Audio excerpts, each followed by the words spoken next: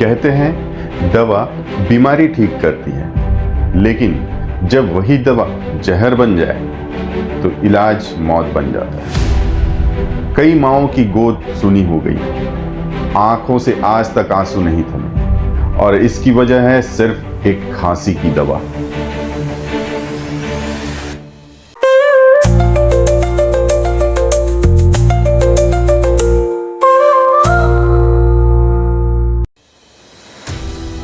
मध्य प्रदेश और राजस्थान में खांसी की सिरप पीने से अब तक कुल 20 से अधिक मासूम बच्चों की जान चली गई है। 16 मध्य प्रदेश में और 4 राजस्थान में। श्रीसन फार्मास्यूटिकल और केसन फार्मा कंपनी की बनी खांसी की सिरप पीने के बाद बच्चों की किडनी फेल हो गई, पेशाब बंद हो गया और देखते ही देखते उन्हें एक्यूट किडनी फेलियर हो गया।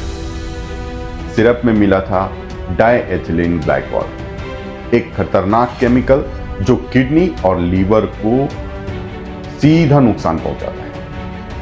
श्रीसन फार्मास्यूटिकल द्वारा निर्मित कोल्ड्रिप सिरप के एक नमूने में 48.6% डायएथिलीन ग्लाइकॉल पाया गया, जो अत्यंत विषैला होता है और स्वास्थ्य के लिए घातक भी है।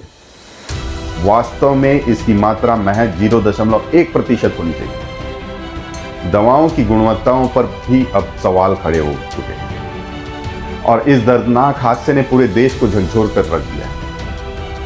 केंद्र सरकार ने सभी राज्यों और केंद्र शासित प्रदेशों को एक एडवाइजरी जारी कर 2 साल से कम उम्र के बच्चों को खांसी और सर्दी की दवाइयां नहीं दिए जाने के निर्देश दिए। कंपनियों की एक छोटी सी लापरवाही ने किसी परिवार की पूरी दुनिया ही उजाड़ दी। दोस्तों, आप भी सतर्क रहें, दवाइयों के कंटेंट जरूर चेक करें और अगर दवा में डायएथिलीन ग्लाइकॉल है तो उसे उपयोग ना करें, क्योंकि आपकी सावधानी ही किसी मासूम की जिंदगी बचा सकती है। धन्यवाद।